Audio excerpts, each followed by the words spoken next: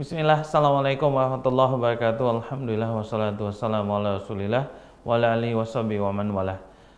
Pemirsa Syah TV dimanapun Anda berada, Alhamdulillah, puji syukur kita kepada Allah Subhanahu wa Ta'ala karena atas limpahan nikmat karunia taufik dan juga hidayah, kita bisa bertemu kembali pada serial kajian parenting dengan tema bijak mendidik anak. Kali ini dengan subtema mendidik anak usia 2 sampai dengan 7 tahun atau ghulam bagian pertama. Dan tak lupa salawat dan salam semoga senantiasa tercurah untuk uswasana kita, makhluk termulia yang pernah hidup di atas dunia, baginda Rasulullah Muhammad sallallahu alaihi wasallam.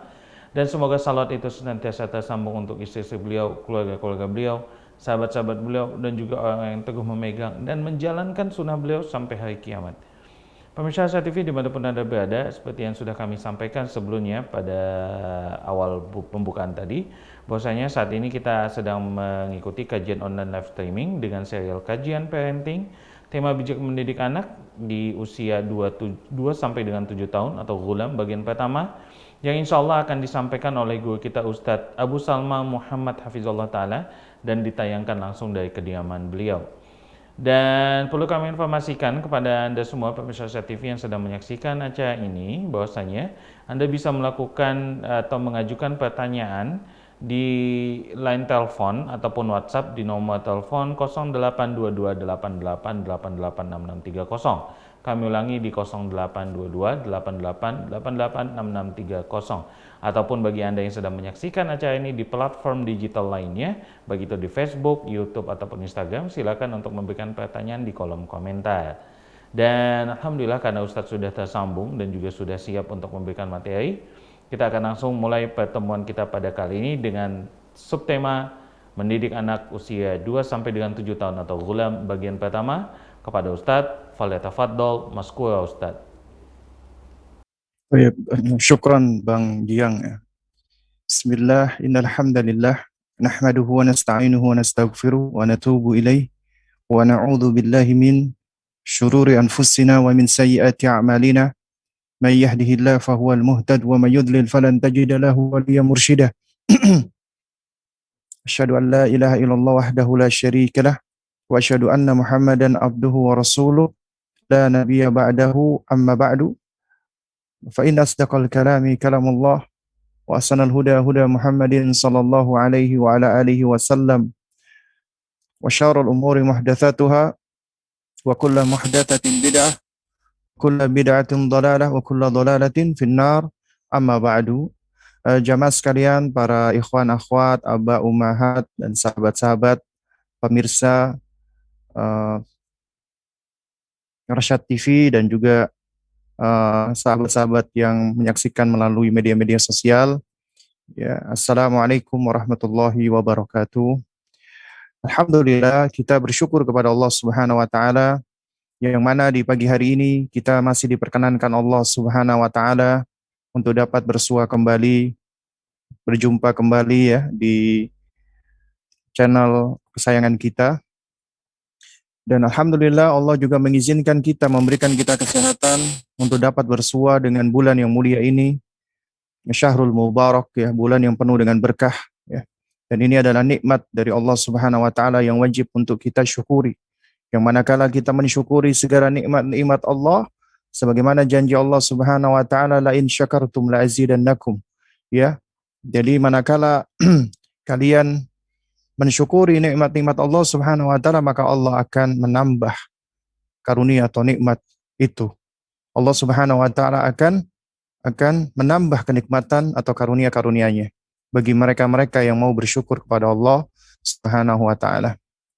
Baik, jamaah sekalian yang dimuliakan Allah Subhanahu wa taala, di pagi hari ini kita akan masuk ke lanjutan kajian kita ya, yaitu kita membahas tentang bagaimana bijak mendidik anak di usia tufulah atau usia ghulam.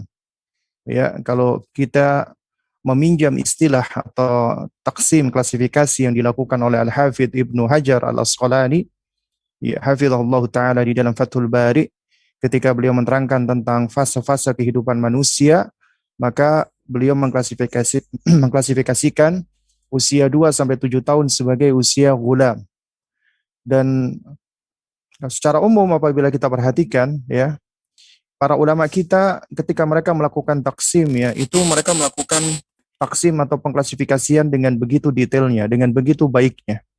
Bahkan mereka sudah melakukan hal ini berabad-abad sebelum ya uh, mereka yang disebut dengan sebutan para ahli ataupun pakar di dalam dunia pendidikan ya ataupun apa namanya pedagogik, ternyata ulama-ulama kita sudah mendahului mereka. Nah, di antaranya adalah Al-Hafidz Ibnu Hajar Al-Asqalani yang kita tahu beliau adalah salah satu ulama ahli hadis yang masyhur, yang terkemuka ya. Dan beliau itu mengklasifikasikan ya khususnya anak-anak ya.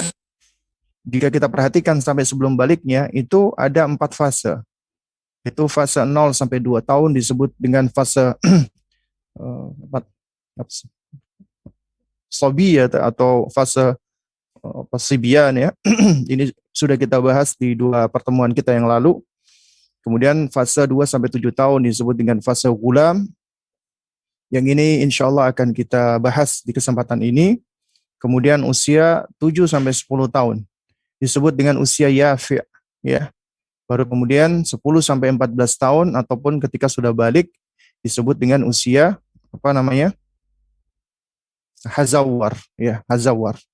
Nah, jamaah sekalian dimuliakan Allah, mengetahui tentang fase-fase perkembangan anak itu merupakan bagian dari hikmah. Bagian dari kita bersikap bijak. Karena ketika para ahli atau para ulama-ulama tersebut mereka melakukan pengklasifikasian, berarti ada sesuatu yang unik, ada sesuatu yang apa khas ya pada tiap-tiap fase perkembangan yang telah diklasifikasikan tadi. Dan keunikan-keunikan dan adanya kekhasan tadi ya itu tentunya mengharuskan kita mengetahui bagaimana cara-cara kita melakukan pendekatan sesuai dengan fase-fase perkembangan tadi. Karena setiap fase itu memiliki muyul, memiliki ya apa namanya karakteristik-karakteristik yang khas di situ. Ya, dia memiliki kecenderungan-kecenderungan yang berbeda. Nah, tentunya anak-anak kita usia 2 tahun ke bawah dengan usia ya 2 tahun ke atas, 4 tahun atau 5 tahun, dengan anak-anak usia 7 tahun, 8 tahun, dengan anak usia 10, 11, itu tentunya berbeda-beda ya. Dari sisi kemampuannya, cara berpikirnya, kemudian juga dalam hal apa namanya kecerdasannya dan seterusnya, itu tentunya juga berbeda-beda. Dan kita tahu bahwa Allah Subhanahu wa taala ya ketika menciptakan makhluk ya, ketika menciptakan manusia khususnya, Allah Subhanahu wa taala itu sudah berikan dengan berbagai macam karunia. Dan karunia yang paling besar yang Allah berikan kepada manusia yaitu adalah karunia berupa fitrah. Ya, sebagaimana di dalam hadis Nabi yang mulia alaihi salatu wassalam, "Ma min mauludin illa yuladu 'alal fitrati." Ya, tidaklah ada anak yang dilahirkan di muka bumi ini melainkan mereka dilahirkan sudah dalam keadaan berada di atas fitrah.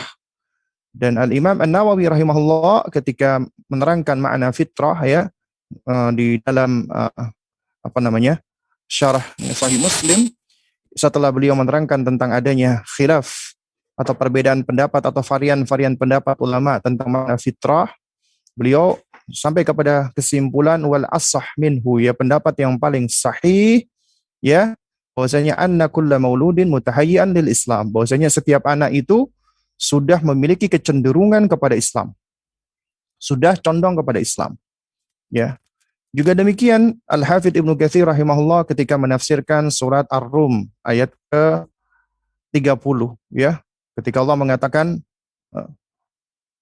fitratallahi allati fatara an-nasa 'alaiha. Ya, demikianlah fitrah Allah yang Allah menciptakan makhluknya berada di atas fitrah tersebut. Al-Hafidz Ibnu Katsir rahimahullahu taala menerangkan bahwasanya annahu ta'ala fatara khalqahu ala ma'rifatillah wa ala tauhidi wa ala annahu la ilaha ghairuhu, ya, bahwasanya Allah Subhanahu wa taala menciptakan manusia sudah dalam keadaan mengenal Allah, mentauhidkannya dan meyakini tidak ada sesembahan yang hak kecuali Allah Subhanahu wa taala. Artinya semua makhluk, semua manusia tanpa terkecuali Allah sudah ciptakan berada di atas fitrah. Fitrah itu maknanya iman, fitrah itu maknanya Islam, fitrah itu maknanya adalah tauhid dan segala kebaikan. Ini adalah konsepsi Islam. Dan jika kita perhatikan ya para yang disebut dengan ahli-ahli ataupun pakar-pakar pendidikan khususnya dari barat ya, itu yang memiliki berbagai macam teori-teori hingga akhirnya saat ini ya itu sebagian besar mereka lebih condong kepada pendapat ya seperti pendapat dari seorang yang disebut dengan Froebel ya yang mana itu Froebel ini mengatakan anak secara mendasar memiliki yang namanya innate goodness. Innate goodness itu artinya pembawaan yang baik. Artinya secara asal anak sudah memiliki pembawaan yang baik ya. Nah, apa yang disampaikan oleh Froebel ini itu adalah sudah disampaikan 14 abad yang lalu. Bahkan sebenarnya sudah menjadi bagian dari esensi ajaran yang sudah didakwahkan oleh para nabi dan rasul, yaitu dakwah kembali kepada fitrah. Fitrah artinya Islam, tauhid dan iman. Ya. Nah, ini menunjukkan bahwasanya jamaah sekalian yang dimuliakan Allah, agama kita sebenarnya agama yang sudah sempurna. Nah, hanya saja memang ya banyak penganutnya, yaitu kita semua kaum muslimin yang kurang begitu berusaha mendalami tentang ajaran agama kita. Ya. Baik di dalam hal seperti ilmu pendidikan anak. Ya.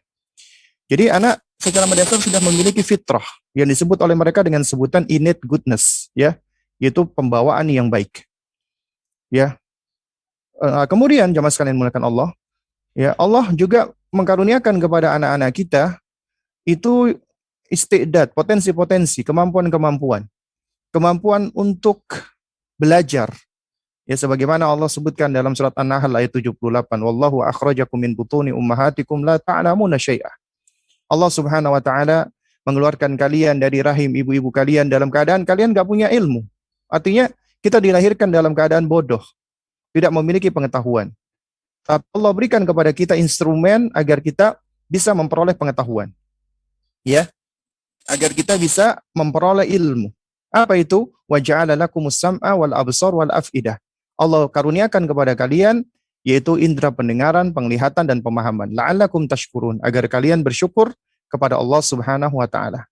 Dan ternyata ketika Allah menyebutkan mulai dari pendengaran, penglihatan dan pemahaman, ini adalah sesuatu yang memang terbukti ya secara nyata, real, fakta, saintifik bahwa perkembangan manusia memang diawali dari pendengaran dulu.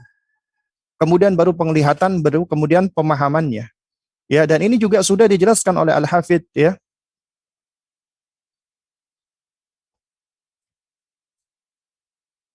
Ibnu Katsir rahimahullahu taala, maaf. Ya, ini juga sudah diterangkan oleh Al-Hafidz Ibnu Katsir rahimahullahu taala ya, bahwa indera-indera manusia ini ternyata memang berkembang sesuai dengan tahapan-tahapannya. Allah karuniakan ya, yaitu indera indera pendengaran ya, yang mana dengan indera pendengaran ini manusia itu mampu untuk untuk menangkap suara-suara ya, yudrikunal aswat ya, kata Al-Hafidz Ibnu Katsir, mampu untuk menangkap suara-suara yang berbagai macamnya. Kemudian Allah karuniakan al-absar, penglihatan. Yang mana dengan penglihatan ini manusia mampu untuk menangkap ya, yaitu sesuatu secara visual ya, yang bisa disaksikan. Itu dengan adanya mata. Nah, baru kemudian al-afidah kata beliau adalah wahiyakul, al-ukul, yaitu akal. Ya. allati yumayyizu biha bainal asya, yang mana akal ini tujuannya adalah untuk mentamyiz, memilah-milah, membeda-bedakan segala sesuatu, nafi'iha wa dhariha, baik yang bermanfaat ataupun yang berbahaya. Ya, dan beliau menerangkan bahwasanya ya, uh, semua kemampuan-kemampuan indera-indera ini, apa kekuatan yang Allah berikan kepada manusia ini, itu berkembang ya secara qalilan, sedikit demi sedikit. Ya. Dan kata beliau, ya, manakala semakin bertambah usianya, ya, maka akan semakin bertambah pula kemampuan-kemampuannya ini. Lalu kemudian beliau terangkan bahwasanya semua ini itu Allah karuniakan kepada manusia. Tujuannya tidak lain dan tidak bukan ada untuk apa? Untuk menopang dan menguatkan, ya, yakni tujuan manusia itu sebagai hamba Allah dalam rangka beribadah kepada Allah dan dalam rangka untuk menaati maulanya, yaitu menaati Allah Subhanahu wa taala. Jadi dari sini kita bisa tahu ya bahwasanya manusia sudah Allah berikan yang namanya potensi-potensi, dan ini pula suatu hal yang sudah diakui. Ya, jadi kalau bisa dikatakan ya semuanya, kalau nggak mau dikatakan ya semuanya, nyaris semua para ahli dan para pakar pendidikan, ya, meskipun dia muslim ataupun kafir, itu meyakini bahwasanya manusia sudah memiliki yang disebut dengan kreatif potensial, ya, yaitu apa namanya, kreatif potensial, ya, yaitu berpotensi untuk bisa mendapatkan knowledge, pengetahuan. Itu dengan diberikan indera-indera belajar tadi. Ya. Nah, ini ternyata sudah diterangkan di dalam agama kita dengan begitu detailnya. Ya, jadi manusia sudah memiliki yang namanya instrumen-instrumen tersebut. Hanya saja bedanya jamaah sekalian yang muliakan Allah. Kalau kita perhatikan metode-metode pendidikan orang-orang non-muslim ya, ataupun juga orang-orang yang berkiblat ke arah mereka atau yang sekuler, ya, mereka itu hanya fokus kepada apa? Mereka hanya fokus kepada menstimulasi perkembangan dari indera-inderanya tadi atau potensi-potensinya tadi, itu hanya dilihat dari sisi dunia saja, ya. Mereka hanya melihat tahapan-tahapannya dan penuntasannya, tapi nyaris tidak pernah dikaitkan dengan penciptanya. Nyaris tidak pernah dikaitkan dengan Allah Subhanahu wa taala. Tidak pernah dijelaskan bahwasanya itu semua karunia adalah dari Allah, Allah yang memberikan kepada kamu sebagai amanat, ya, agar kamu bersyukur kepada Allah dan agar kamu bisa semakin kuat atau semakin sabat, kokoh di dalam beribadah kepada Allah Subhanahu wa taala. Nah, ini bedanya, ya. Dan kalau kita perhatikan ya, di dalam metode pendidikan anak-anak usia dini ya, jadi termasuk anak-anak TK misalnya ya, anak-anak pendidikan usia dini, itu kita perhatikan memang banyak hal-hal yang positif, bagus, yaitu menstimulasi kemampuan anak-anak kita, ya. Jadi kita tahu nih ya, bahwasanya ada domain, ya, ada bagian-bagian ya dari perkembangan anak-anak kita ya, itu yang perlu diperhatikan. Seperti contohnya perkembangan fisik mereka, ya. Lalu kemudian adanya perkembangan gerakan mereka, ya. Perkembangan motorik mereka, gerakan mereka. Yang mana ya secara umum manusia itu memiliki perkembangan gerakan ketika merespon dari respon-respon umum, ya, lalu kemudian ke khusus, ya. Nah, terus kemudian juga di situ juga ada namanya perkembangan-perkembangan yang bersifat ya sosial, emosional dan seterusnya, ya. Nah, namun itu seringkali tidak dikaitkan dengan konsep yang paling mendasar dari itu semua. Bahwasanya itu semua adalah karunia Allah Subhanahu wa taala yang harus disyukuri, yang harus dipelihara dan harus dijaga. Baik. Ya mas, sekalian dimulakan Allah Subhanahu wa taala ya. Jadi kita insya Allah di dalam bahasan untuk pendidikan anak usia dini ini ya, ini kita sepertinya akan butuh waktu yang cukup panjang, dalam artian kalau kita kemarin ya membahas tentang mendidik anak usia sibyan, ya itu sebenarnya juga bisa apa namanya elaborasi lagi sebenarnya, cuman kita selesaikan dalam 2 sesi. Nah, kemungkinan nanti untuk anak usia dini ini kita akan butuh waktu lebih panjang karena ini adalah fase yang penting. Ya, ini adalah fase yang patut untuk apa? Untuk kita apa namanya perhatikan. Karena ulama-ulama kita sendiri pun ya, kalau kita perhatikan di dalam buku-buku Tarbiyatul Aulad dan Tarbiyatul Abna ya, itu menerangkan bahwasanya ya fase kanak-kanak, fase tufula itu adalah fase yang paling penting dan paling berharga. Karena ini adalah fase yang paling membentuk karakter mereka, membentuk akhlak mereka, membentuk perangai mereka, bahkan termasuk ya membentuk akidah mereka. Ya. Dan ini pun juga disepakati oleh tokoh-tokoh pendidikan dari non-muslim seperti contohnya Froebel sendiri.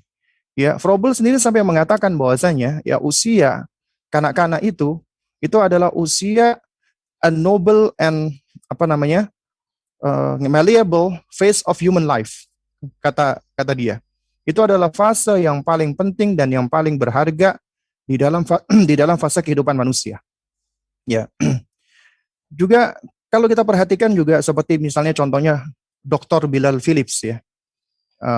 Beliau juga ketika memberikan seminar ya tentang apa namanya tentang 7 habits ya, 7 kebiasaan apa namanya Islamic parenting ya, atau parenting secara Islam ya, dan beliau menerangkan bahwasanya ya fase yang paling krusial itu adalah fase anak-anak, fase kanak-kanak ya, sehingga kita perlu untuk lebih fokus ya, kita perlu melakukan tarkiz ya, konsentrasi di dalam ya pendidikan anak-anak di usia ini. Karena kalau kita ibaratkan ya, usia ini itu sama seperti kalau pohon itu masih dalam bentuk ya apa namanya dahan yang masih lunak ya, masih belum banyak kambiumnya, sehingga lebih mudah untuk dibentuk. Nah, tapi kalau fase anak-anak sudah menuju ke arah ya dewasa ya, ataupun ketika mereka sudah lebih gede lagi, maka ya seperti pohon itu kambiumnya sudah banyak, maka ranting-ranting itu semakin mengeras. Dan ketika udah mengeras itu akan sulit sekali untuk sesuaikan ya. Nah, sehingga ini adalah fase yang sangat penting sekali. Dan bahkan kalau diibaratkan ya, ini adalah fase apa namanya kanakshi ya fil hajar, seperti fase seseorang yang dia mengukir di atas batu.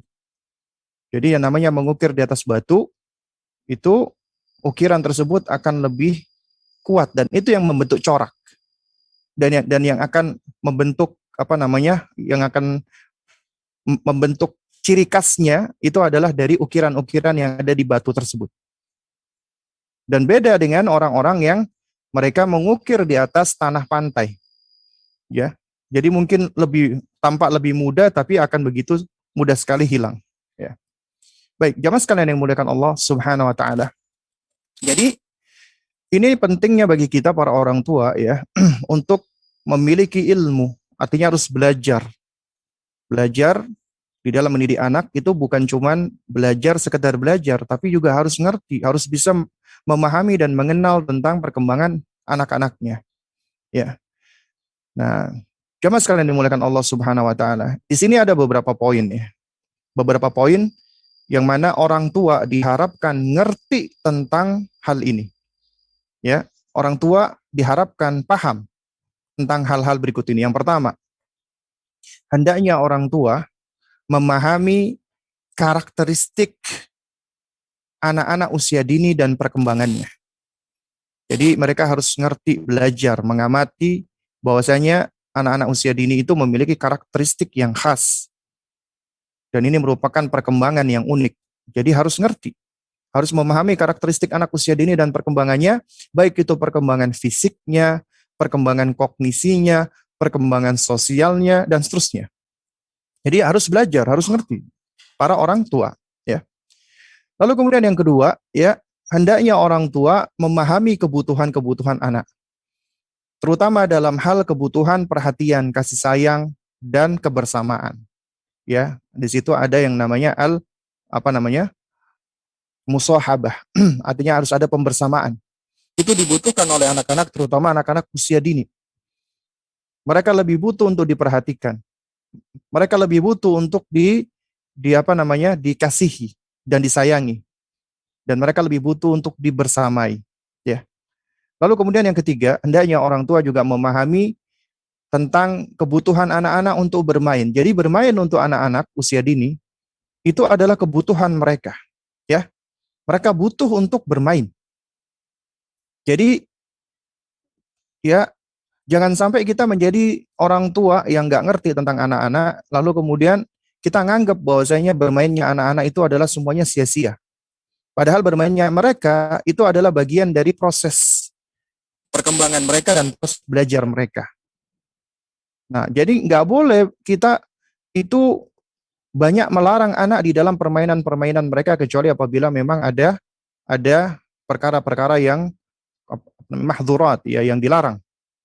Tapi secara asal itu permainan-permainan itu mubah dan kita perlu untuk memfasilitasi mereka, ya. Dan ini ya jamaah sekalian, ya, jika kita perhatikan, ya, kalau kita menengok, ya, itu juga para nabi sendiri pun juga juga juga ngerti tentang kebutuhan, ya, bermain pada anak-anak ini, ya. Jadi misalnya kita bisa lihat, ya, ya. Kita misalnya bisa lihat di dalam apa namanya? Surat apa kisahnya Nabi Yusuf, ya, misalnya, ya. Nah, jamaah sekalian dimuliakan Allah Subhanahu wa taala. Nabi Yakub alaihissalam, ya, adalah nabi yang mulia. Beliau adalah putra dari Nabi Ishak alaihissalam. Kemudian Allah karuniakan kepada beliau putra yang saleh bernama Nabi Yusuf alaihissalam. Tapi Nabi Yusuf alaihissalam ini memiliki abang-abang atau kakak-kakak itu yang apa namanya? Pencemburu, ya. Jadi memiliki karakter yang tidak baik, ya. Jadi Nabi Yakub alaihissalam itu diuji oleh Allah Subhanahu wa taala dengan sebagian dari anak-anak yang tidak baik, ya. Nah, lalu kemudian abang-abangnya Yusuf alaihissalam ini itu begitu irinya, cemburu dengan Yusuf. Karena seakan-akan abinya, yaitu Nabi Yakub itu tampak mencintai Nabi Yusuf alaihissalam, ya. Nah, padahal sebenarnya beliau adalah seorang nabi yang adil. Namun dikarenakan godaan dari syaitan, maka ditampakkan bahwa seakan-akan Nabi Yakub alaihissalam itu memang lebih mencintai Nabi Yusuf alaihissalam. Dan ini juga menjadi pelajaran buat kita semua bahwa, ya, kita sebagai orang tua wajib bersikap adil. Tapi memang kita nggak bisa, sulit. Bahkan kalau tidak bisa dikatakan mustahil, ya. Kita untuk bisa bersikap adil dalam hal kecintaan, karena tetap namanya manusia dia memiliki kecenderungan, ya, misalnya dari anak-anaknya itu mana yang lebih dia gandrungi. Tapi itu tidak boleh menyebabkan orang tua menjadi bersikap tidak adil atau pilih kasih, ya. Jadi kita bisa belajar ini dari kisahnya Nabi Yakub dan Nabi Yusuf alaihissalam. Nah, lalu kemudian jamaah sekalian, ya, di sini singkat ceritanya adalah, ya, anak-anaknya Nabi Yakub alaihissalam, abang-abangnya Yusuf ini itu berusaha untuk mencederai Yusuf, ya. Lalu syaitan pun datang, ya, untuk apa? Untuk membisiki mereka agar bisa menyingkirkan Yusuf, mulai dari dibunuh sampai akhirnya mereka sepakat untuk membuang Yusuf ke dalam sumur, ya. Nah, cuman masalahnya sekarang bagaimana supaya abinya ini mengizinkan, karena Nabi Yusuf masih kecil. Bagaimana supaya bapaknya mengizinkan agar mereka diizinkan untuk membawa Yusuf keluar, ya. Nah, lalu kemudian jamaah sekalian, apabila kita perhatikan di dalam surat Yusuf ayat ke-12, ya. Ya. Di dalam surat Yusuf, ya, ayat ke-12, di situ kita perhatikan apa argumentasi yang dipakai oleh abang-abangnya Yusuf. Mereka mengatakan kepada Nabi Yakub alaihissalam, arsilhu ma'ana ghadan, ya. Arsilhu ma'ana. Jadi biarkan Yusuf itu besok keluar bersama dengan kami. Untuk apa? Yarta wa yal'ab. Nah, ini alasannya. Ya, yarta wa yal'ab. Ya, yaitu agar Yusuf bisa bersenang-senang dan bermain-main. Dan Nabi Yakub tahu kebutuhan anaknya untuk bersenang-senang dan bermain-main. Akhirnya diizinkan. Kemudian apalagi abang-abangnya ini berjanji dengan janji palsu. Wa inna lahu lahafidhun. Dan sesungguhnya kami nanti yang akan menjaganya. Kami nanti yang akan memeliharanya. Ya, arsilhu ma'ana, apa namanya? Ghadan, ya. Utuslah atau biarkanlah Yusuf bersama kami besok, yaitu untuk apa? Untuk yarta wa yal'ab, agar dia bisa bersenang-senang dan bermain. Ini ya mengandung isyarat bahwa anak-anak memang butuh untuk bersenang-senang dan bermain-main. Bahkan Nabi Yakub alaihissalam, yang mana beliau sendiri adalah seorang nabi, ya, dan beliau sudah memiliki firasat akan niat buruk, ya, abang-abangnya. Ini bisa tampak mulai dari ketika Nabi Yusuf alaihissalam mimpi, ya, ketika beliau bermimpi, ya, kemudian beliau mengatakan, ya abati, ya wahai ayahanda, ini ra'aitu ahada asyara kaukaba wasyamsa wal qamara, ya, ra'aituhum li sajidin. Ya, wahai ayahanda, aku melihat di dalam mimpiku ada 11 bintang, matahari, bulan. Aku melihat mereka semua bersujud kepadaku. Kemudian ayahnya, yaitu Nabi Yakub alaihissalam, menjawab, qala ya bunayya la taqsus ru'yaka ikhwatika fayakidu laka kaida. Inna syaitana lil insani aduwwum mubin. Wahai nak, kata Nabi Yakub alaihissalam, jangan kamu kisahkan, jangan kamu ceritakan mimpimu itu kepada saudara-saudaramu. Kenapa? Nanti mereka akan berbuat tipu daya kepada kamu. Nanti mereka akan berbuat, ya, kejahatan, ya. Nanti mereka akan, ya, membuat keburukan, tipu daya kepada kamu. Dan sesungguhnya setan itu adalah musuh yang nyata. Jadi beliau sudah tahu tentang adanya, ya, makar ataupun tipu daya dari abang-abangnya. Tapi tetap ketika abang-abangnya minta izin kepada Yakub untuk membawa Yusuf alaihissalam keluar, ya, itu alasannya yarta wa yal'ab, agar Yusuf bisa bermain-main dan bisa, ya, agar bisa bersenang-senang dan bermain-main. Kenapa? Karena ini usia anak-anak. Usia anak-anak itu di usia ini adalah mereka bermain-main dan bersenang-senang. Dan tidak boleh kita merampas haknya mereka, ya, untuk apa? Untuk bermain dan bersenang-senang ini. Karena ini merupakan kebutuhan anak-anak. Ini adalah fase mereka bermain. Makanya, ya, Syekh Ahmad Nasir At-Tayyar di dalam bukunya Kaifa Turabbi Abna'aka, ya, ketika beliau membuat 30 kaidah mendidik anak. Kaidah pertama adalah beliau menukil quote hikmah yang mengatakan la'ib ibnaka fis sab'in. Bermainlah dengan anakmu di usia 7 tahun pertama. Wa adibhu fis sab'in. Kemudian baru, ya, ta'dib, disiplinkan, didik di usia 7 tahun kedua, 7 sampai 14. Wasahibhu, ya, fis sab'in. Baru kemudian bersahabat di usia 7 tahun ketiga. Jadi usia mereka bermain. Nah, ini harus dipahami oleh setiap orang tua. Makanya poin ketiga, orang tua harus memahami pentingnya bermain untuk anak-anak usia dini. Ya, nanti ini insya Allah akan kita bahas lebih detail lagi di pertemuan berikutnya. Ya, ini yaitu bagaimana caranya kita memberikan fasilitas atau memfasilitasi anak-anak bermain yang tepat untuk usianya.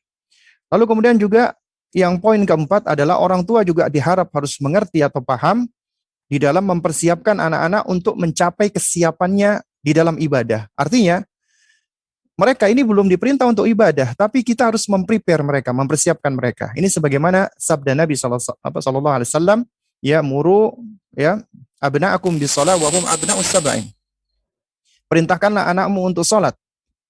Jadi secara detail Nabi menyebutkan usia, yaitu wahum abna'us sab'in, ketika mereka usia 7 tahun. Ya, 7 tahun. Baru diperintah untuk salat. Dan Nabi tidak langsung memberikan perintah ini kepada anak-anak, tapi kepada, ya, perantaranya, yaitu kita orang tua. Artinya orang tua yang berkewajiban untuk mendidik mereka salat. Dan Nabi nggak langsung mengatakan, wahai anak-anak, kalau kalian sudah 7 tahun, sholatlah. Nabi tidak mengatakan demikian, tapi mengatakan, wahai orang tua, ya, perintahkanlah anak-anak kalian untuk sholat ketika mereka sudah usia 7 tahun. Artinya 7 tahun baru kita perintahkan mereka untuk sholat. Sebelum 7 tahun berarti kita harus memprepare mereka, mempersiapkan mereka. Agar mereka lebih ready, siap untuk beribadah kepada Allah, siap untuk sholat. Dan ini ternyata ada hikmah yang besar ya jamaah sekalian.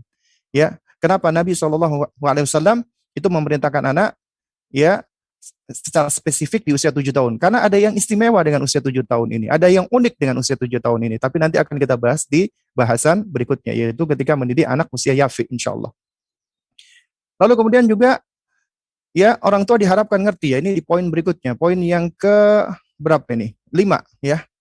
Yaitu mempersiapkan anak untuk siap atau mencapai kesiapannya di dalam belajar. Nah, belajar. Makanya dikatakan adibhu fisaba'in. Ya, ta'dib dia, didik dia, disiplinkan dia di usia 7 tahun kedua, ya. Jadi anak-anak itu sebenarnya mereka sudah lebih ready, lebih siap belajar itu di usia 7 tahun ke atas. Usia di mana ketika kemampuan kognisi mereka sudah lebih baik dan lebih mendekati kesempurnaan. Ya.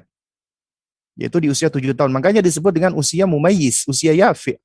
Ya, di mana mereka sudah lebih mampu untuk bernalar, sehingga mereka lebih ready, lebih siap untuk belajar. Terus kemudian poin berikutnya yaitu yang ke-6 yang orang tua diharapkan paham dan ngerti, yaitu adalah apa? Yaitu hendaknya orang tua menstimulasi dan ya membangkitkan yaitu al-mawahib ya, atau bakat atau hidden potensi yang tampak tersembunyi pada anak-anak ya. Jadi itu harus distimulasi dan dibangkitkan oleh orang tua. Artinya begini. Ya, kita harus meyakini Allah Subhanahu wa taala sudah mengkaruniakan kepada anak-anak kita itu berbagai macam kemampuan. Nah, potensi atau kemampuan yang Allah berikan ini kepada anak-anak kita itu memang unik, berbeda-beda. Dan di sini ada dua macam. Ya, ada 2 macam ya potensi yang Allah berikan kepada anak kita. Pertama, potensi yang sifatnya adalah merupakan pemberian yang disebut dengan muhibah. Makanya disebut mawahib. Kalau bahasa kita disebut dengan bakat. Bakat pada tiap anak itu berbeda-beda. Allah berikan sesuai dengan kehendak Allah. Kepada masing-masing anak tidak sama. Itu namanya bakat. Makanya bakat disebut dengan karunia ataupun pemberian. Muhibah. Kalau orang Inggris menyebutnya sebagai gift. Itu bakat. Nah, bakat itu akan tampak ya manakala ketika seseorang atau anak kita misalnya dia melakukan sesuatu itu dia lakukan dengan mudah dan dengan hasil yang baik tanpa perlu dengan upaya yang berulang-ulang dan upaya yang berat dan hasilnya lebih baik daripada yang lainnya. Berarti ini anak sudah memiliki tanda-tanda bakat di dalam bidang tersebut. Ya, jadi manakala dia melakukan hal tersebut tanpa perlu berusaha ngoyo. Kemudian ternyata hasilnya lebih bagus daripada teman-temannya yang lain. Berarti dia ini punya bakat di dalam hal tersebut. Ya, dan bakat tiap orang beda-beda. Karena itu makanya tidak semestinya orang tua itu mengcompare atau membanding-bandingkan. Lalu kemudian yang kedua, Allah berikan kepada setiap manusia termasuk anak-anak kita yaitu potensi yang muktasab, yang bisa diraih dan yang bisa dicapai. Yaitu dengan cara apa? Dengan cara melatih. Ya, dengan cara latihan.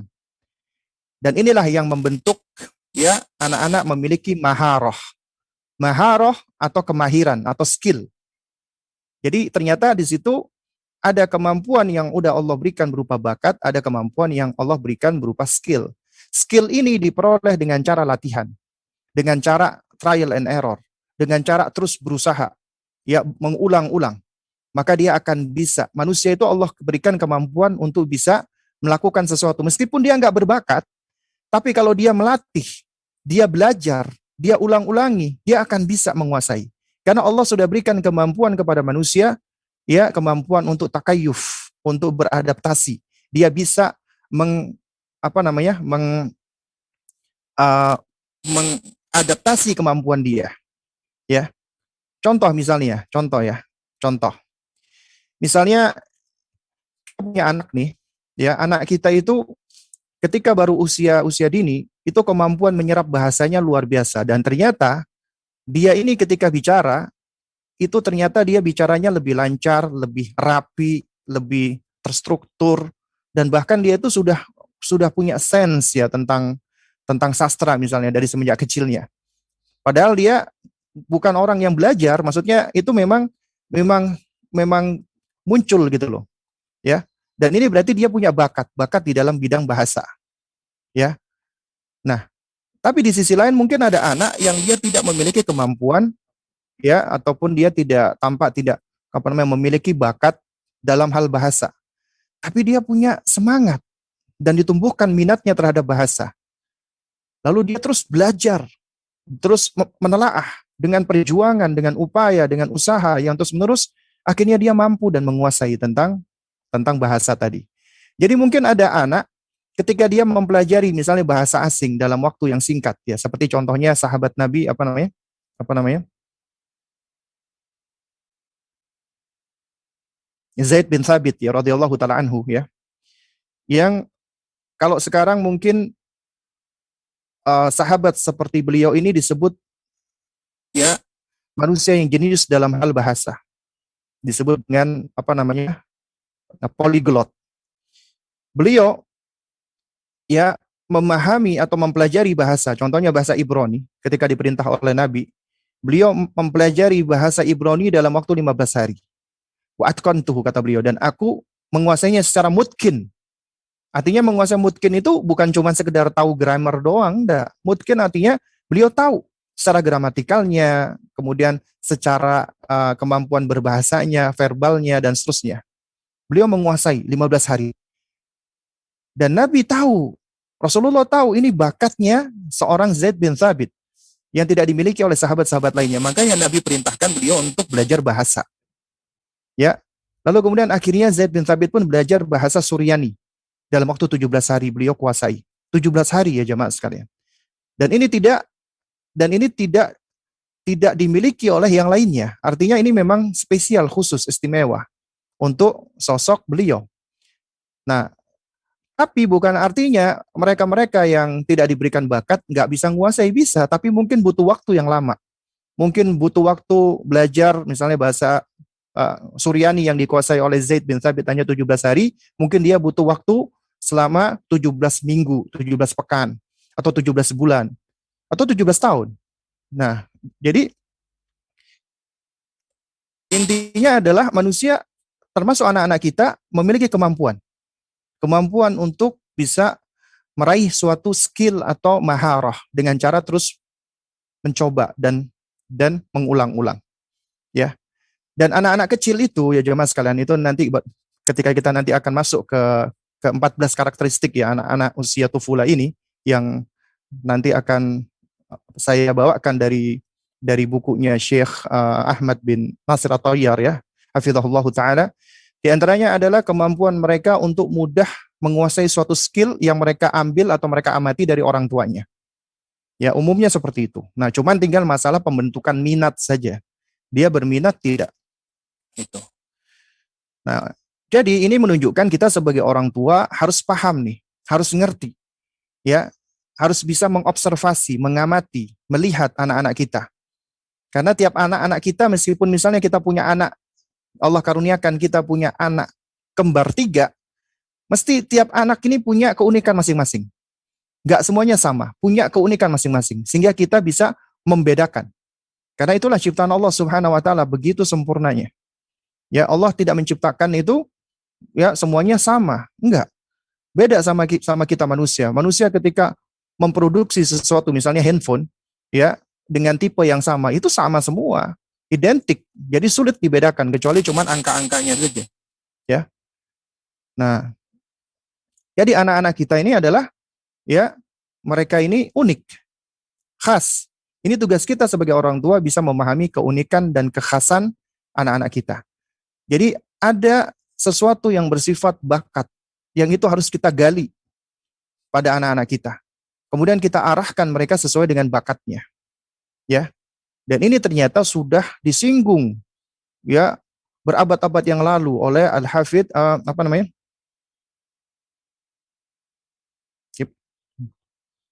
Ibnul Qayyim rahimahullahu taala. Jadi Al-Hafidz Ibnul Qayyim rahimahullah sudah pernah menyinggung hal ini di dalam Tuhfatul Maudud ya. Nah, nanti insya Allah akan kita bahas di dalam poinnya nanti.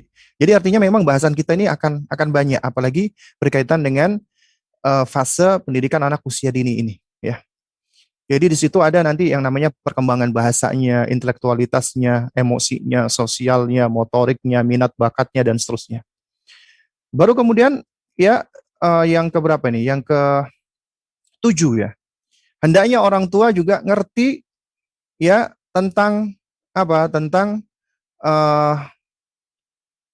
sifat-sifat umum pada anak sehingga dia bisa melakukan deteksi dini. Mendeteksi dini terhadap kemungkinan-kemungkinan apabila terjadi penyimpangan-penyimpangan ataupun gangguan pertumbuhan dan perkembangan anak. Jadi ini penting sekali diketahui oleh orang tua. Misalnya contoh, ada anak yang ya dia punya anak ya usianya misal 3 tahun. Lalu kemudian dia melihat kok ukuran tubuh anak saya dibandingkan anak-anak lain itu kok berbeda jauh gitu kan. Nah, jadi dia berusaha untuk apa? Untuk mengamati, untuk melihat ya, apakah ini masih dalam batasan normal atau tidak. Sehingga dia perlu untuk mengambil sikap, untuk mendeteksi dini gitu loh. Atau misalnya contoh lain lagi, ini yang seringkali banyak di apa namanya? Dilalui oleh sebagian orang tua. Anak-anak yang sulit makan, kesulitan makan anak-anak ini. Sehingga akhirnya tubuhnya anak-anak itu kurus banget, ringan banget, enteng banget dan gampang sakit-sakitan. Nah, itu sebagian orang tua itu nganggap ini biasa, padahal bisa jadi itu ada gangguan, entah gangguan pencernaan atau gangguan-gangguan lainnya. Atau juga misalnya tentang masalah ya kemampuan berbicara. Itu ada anak-anak yang dilihat ketika loh ini seharusnya usia mereka sudah bisa untuk mengungkapkan ya gagasan atau perasaan mereka ya dengan jelas kok, tapi ini anak masih belum ngomong atau ngomongnya apa namanya terputus-putus misalnya, ataupun misalnya masih belum jelas. Nah, berarti di sini ada gangguan nih. Nah, gangguan-gangguan atau kelainan yang dideteksi semenjak dini itu insya Allah dan biiznillah akan lebih mudah untuk dicarikan solusinya tentunya dengan izin Allah daripada ketika mereka sudah dibiarkan bertahun-tahun begitu saja ya. Jadi ketika semakin cepat deteksi suatu kelainan maka akan semakin mudah pula ya untuk penanganannya. Ya beda dengan misalnya kita apa namanya biarkan dulu selama bertahun-tahun kemudian baru dideteksi kemudian, maka ini tentunya akan lebih sulit ya. Jadi ini yang tentunya akan menjadi lebih sulit lagi. Baik. Jadi ini adalah poin-poin yang hendaknya para orang tua ngerti tentang hal ini. Baik. Terus kalian yang dimuliakan Allah Subhanahu wa taala ya. Ketika kita berbicara tentang karakteristik umum ya, anak-anak usia dini atau anak-anak usia gulam yang kita sebut tadi atau tufulah, itu punya karakteristik yang hendaknya kita para orang tua sudah harus ngerti. Artinya kita perlu belajar ya. Misalnya contoh ya, fase sibian kemarin ya, fase bayi kemarin, usia 0 sampai 2 tahun. Fase 0 sampai 2 tahun ya, Allah Subhanahu wa taala itu sudah memberikan kepada anak-anak kita, bayi kita itu kemampuan dan keterampilan motorik dasar. Ya, artinya mereka sudah bisa merespon tapi secara umum dan responnya itu adalah respon-respon yang bersifat apa namanya? Yang bersifat acak ya. Artinya belum terstruktur. Ya. Seperti contohnya mereka hanya mampu apa ya semacam mengangkat kepala, kemudian apa nanti baru mereka belajar berguling, merangkak, duduk, berdiri, berjalan. Ini adalah kemampuan motorik dasar yang harus kita perhatikan ada pada anak-anak kita. Namun di awal-awal kehidupannya, ya mereka itu belum mampu untuk merespon sesuatu secara apa namanya terarah gitu loh. Jadi gerakan-gerakan mereka masih gerakan motorik yang sifatnya refleks ya, yaitu gerakan menggenggam dan menghisap. Ya. Umumnya seperti itu. Nanti baru mulai berkembang nih kemampuannya. Allah karuniakan hal ini. Yaitu mulai dari dia merespon suara lebih lebih apa namanya lebih detail lagi. Dia akan berusaha mencari arah suara tadi dengan cara memiringkan kepalanya ataupun mengangkat kepalanya. Lalu kemudian dia berusaha untuk menggerakkan anggota tubuhnya. Mulai dari yang pertama kali yang bisa dia gerakkan adalah apa? Adalah bagian kepalanya dulu. Baru kemudian dia belajar berguling. Nah, setelah dia bisa berguling, dia akan belajar merangkak dan kemudian dia akan belajar duduk, dia belajar berdiri, belajar berjalan, baru kemudian berlari, melompat dan seterusnya. Ini ada tahapan-tahapannya, ya. Tahapan-tahapan yang perlu diketahui oleh para orang tua. Dan kalau misalnya Anda punya anak, tiba-tiba dia misalnya dia dari berguling, ya, dari berguling merangkak, lalu dia nggak belajar duduk, tiba-tiba dia langsung berdiri. Nah, berarti ada satu step nih yang terlewati. Nah, itu seringkali dianggap oleh sebagian orang tua, wah ini anak saya hebat ya, ini anak saya progresnya bagus. Padahal sebenarnya ya itu kalau ada step yang terlewatkan ya ini kalau kita melihat dari ilmu apa namanya perkembangan ya, hasil dari pengetahuan manusia dan Allah memberikan kepada kita manusia ya khususnya orang-orang yang ahli yang mana mereka mempelajari tentang perkembangan manusia. Jadi perkembangan manusia ini adalah sesuatu yang bisa diamati, diobservasi dan dipelajari. Nah, itu biasanya ada hal-hal yang perlu untuk menjadi apa concern kita gitu loh. Artinya kita perlu untuk memperhatikannya ya. Sebab biasanya ketika ada satu step yang terlewatkan itu biasanya ada juga hal-hal lain yang bisa menjadi suatu bentuk gangguan ataupun kelainan sebenarnya. Ya, juga usia 0 sampai 2 tahun itu juga Allah sudah berikan kepada mereka keterampilan untuk menggunakan indera secara mendasar. Seperti misalnya mereka merespon suara ketika mendengar, kemudian mereka belajar untuk sedikit demi sedikit meniru ya dengan cara babbling ya, meskipun ngomongnya masih belum jelas. Kemudian mereka sudah bisa melihat, mengamati ya. Bahkan yang mereka amati pertama kali adalah anggota tubuhnya. Jangan heran kalau mereka bayi itu ngelihat tangannya, kakinya. Nah, lalu kemudian inilah yang disebut dengan fase mereka ketika berusaha untuk mengeksplor sesuatu yang masih berkembang, itu adalah mulutnya. Jadi indera gerakan refleks bayi itu ya adalah dia memiliki kemampuan untuk menghisap. Ini sudah Allah berikan. Makanya ketika baru lahir, dia nggak perlu belajar. Ketika didekatkan dengan, mohon maaf ya, dengan uminya, dia langsung bisa menghisap susu, ya, tanpa dia perlu belajar. Dan ini adalah ya karunia-karunia yang Allah berikan. Bukan cuma pada manusia, juga pada hewan juga sama. Ini bagian dari kemampuan instinktif yang sudah diberikan. Ya.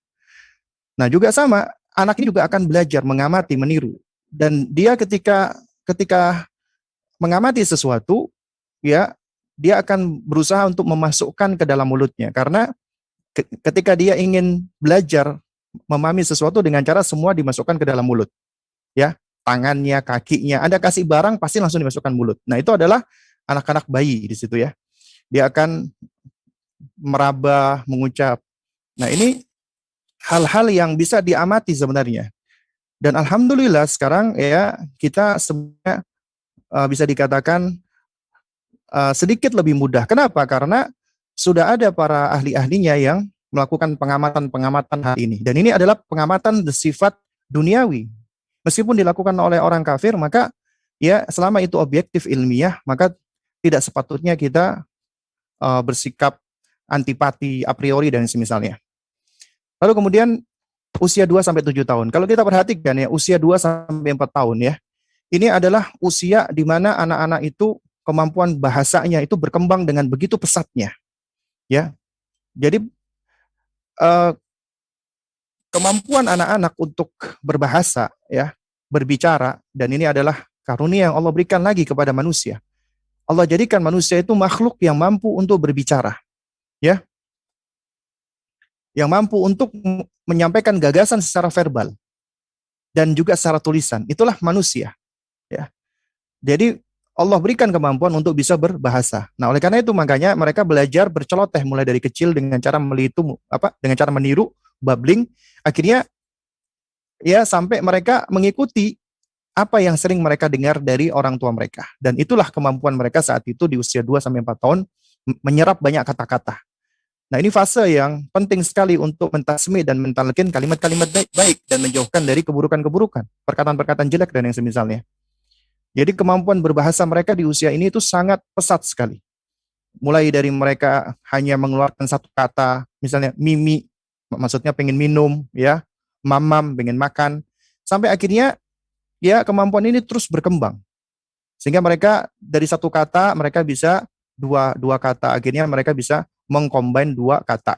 Sehingga akhirnya bisa membentuk satu kata utuh. Aku mau makan misalnya seperti itu. Ya.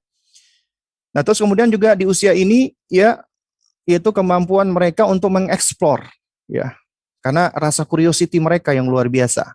Mereka makhluk Allah yang istilahnya itu hitungannya baru dilahirkan ya di muka bumi ini, sehingga mereka itu rasa ingin tahunya sangat besar sekali.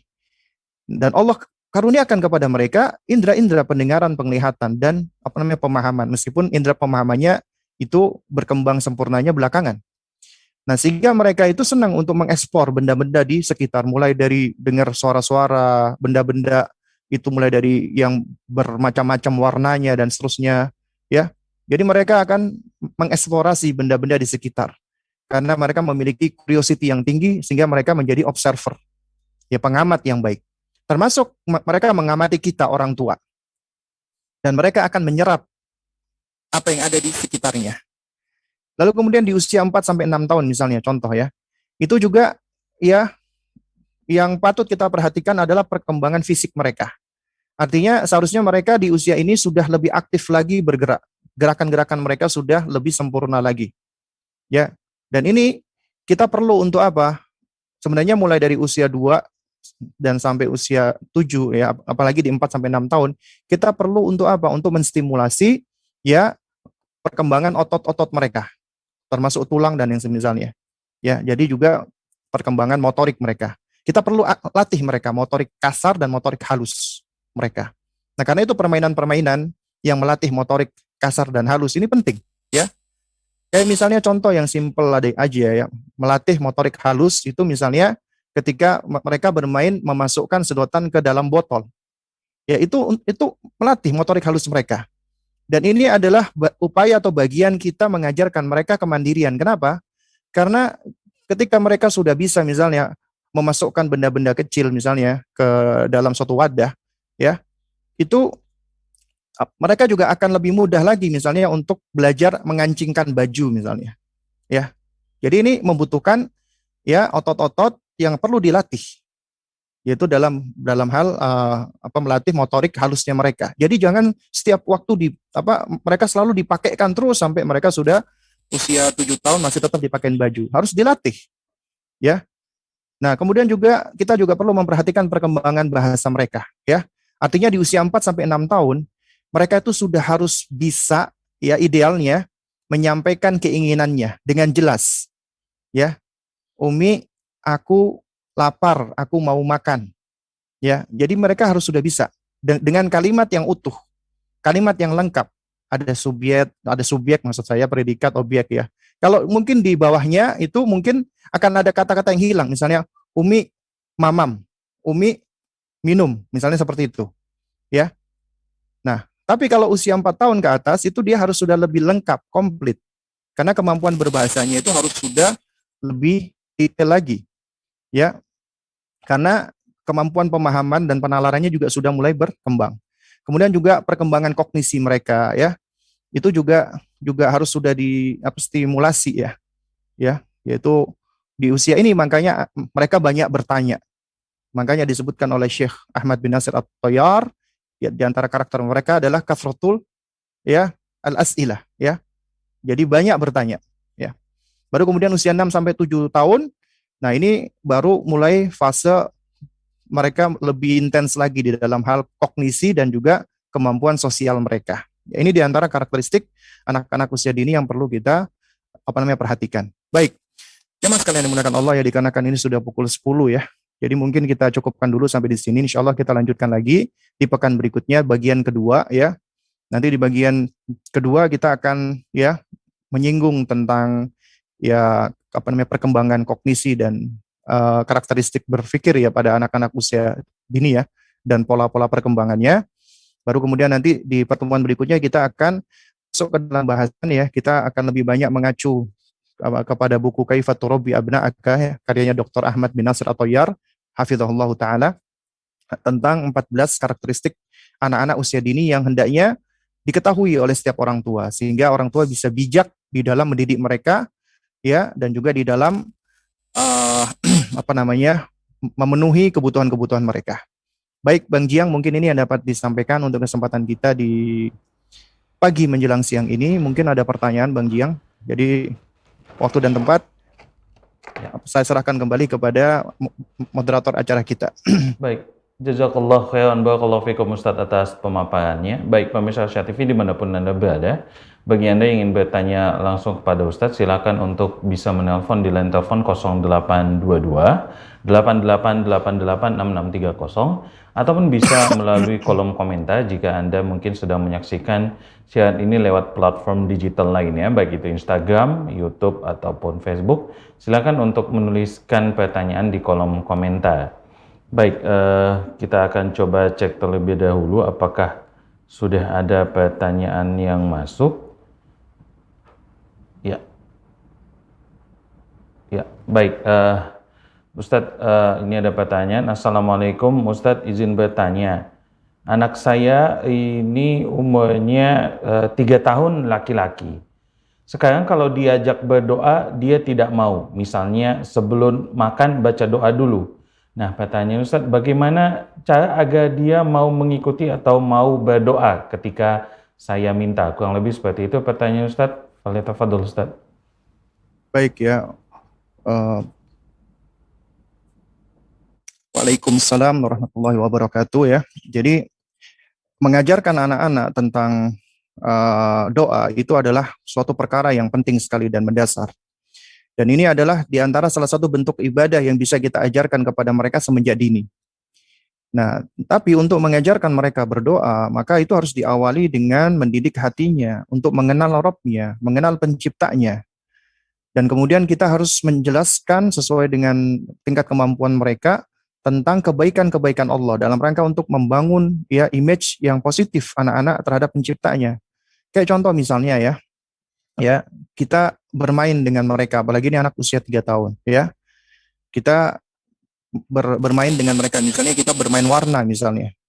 Ya, kita menampakkan atau menunjukkan ada beberapa warna, kemudian kita tanya, ini warna apa, ini warna apa, warna apa. Dan ini baik ya untuk melatih atau untuk mengajarkan kognisi mereka untuk dari sisi penglihatan ya, visual mereka sudah bisa membedakan warna. Nah, tapi seringkali kalau kita perhatikan ya, metode-metode pendidikan yang dari barat ataupun yang sekuler itu cuma berhenti sampai di situ saja, atau bahkan hanya memuji, kamu hebat ya, kamu pinter, udah selesai.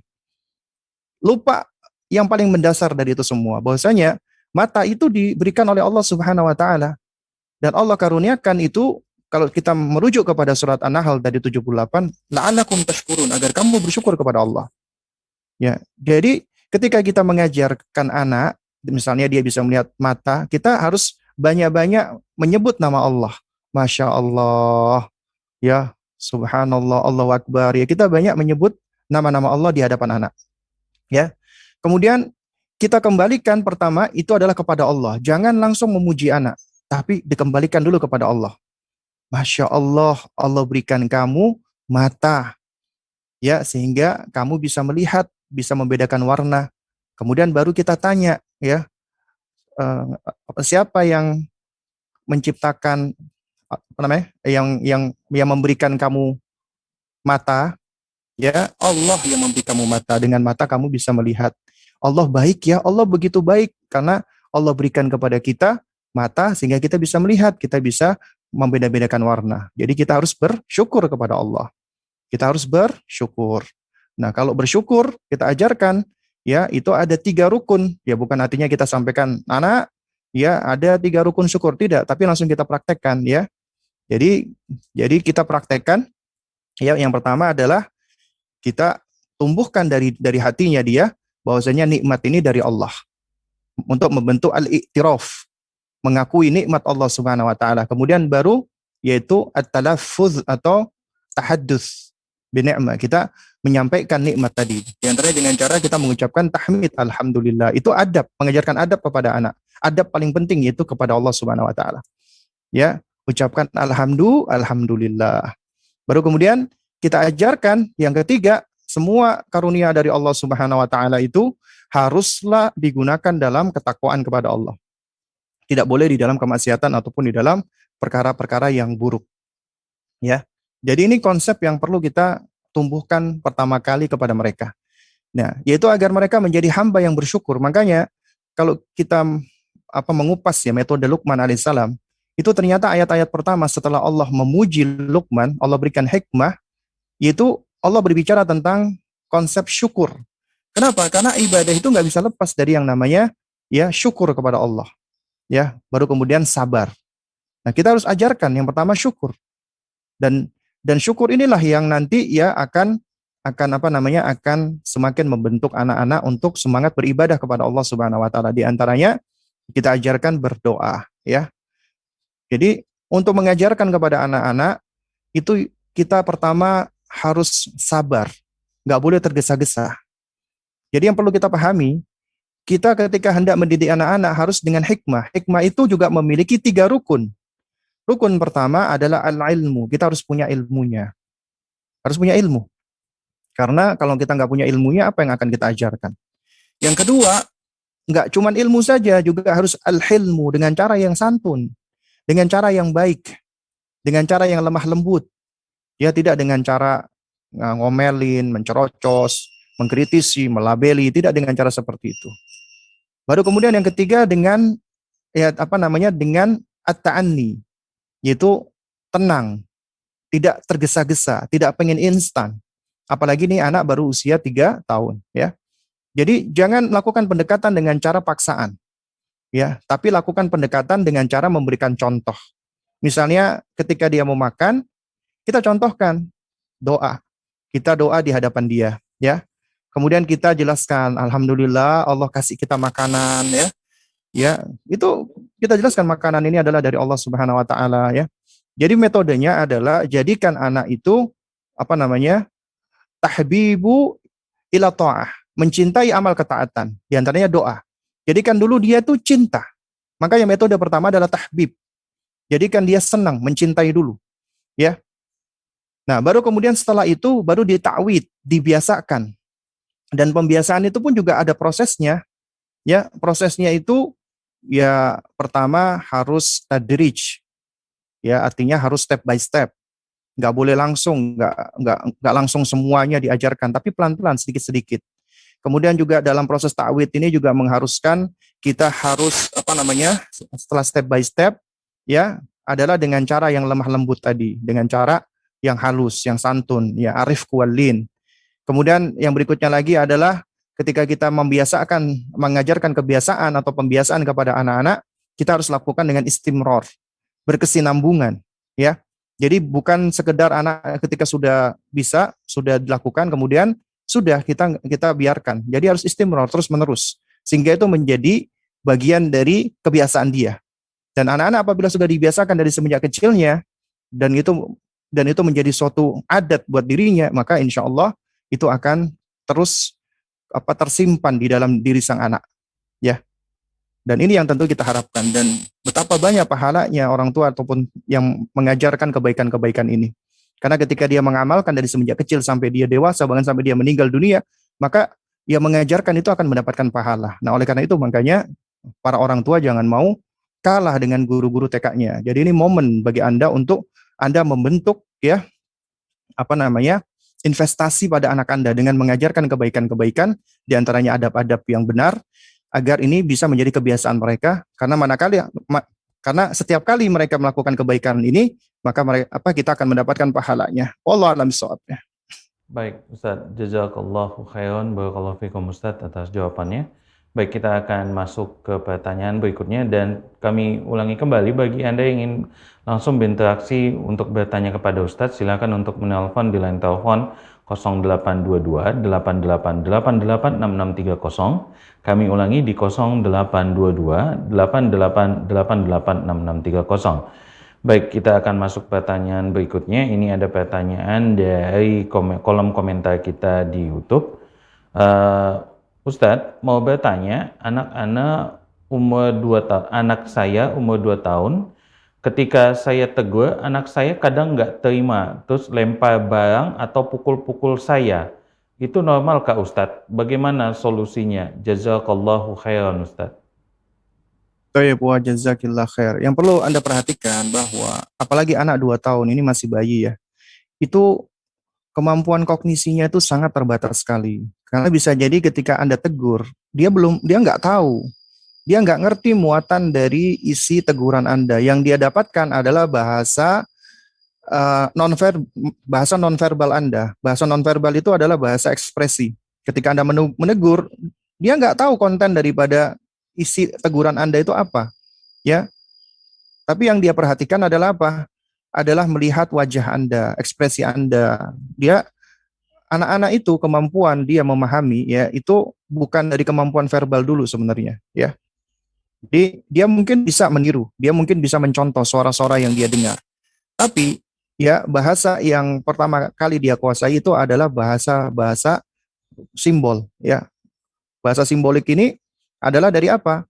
Dari ketika dia melihat ekspresi wajah atau mimik wajah, kemudian juga dari gestur tubuh dan seterusnya. Ini yang dipahami anak pertama kali, ya.